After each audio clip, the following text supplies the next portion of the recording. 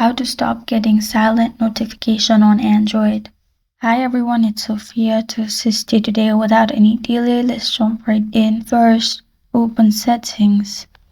In Settings, click on Apps and Notification, or simply go to search bar on top, search for Apps and Notification. Click on Apps and Notification.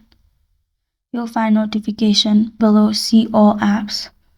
In here, you'll find Advanced option. If Hide Silent Notification in status bar is turned on, simply turn it off.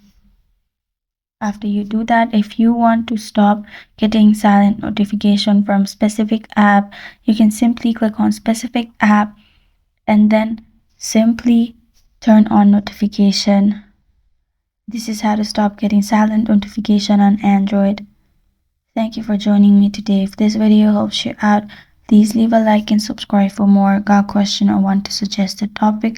Comment below. I'm Sophia signing off until next time.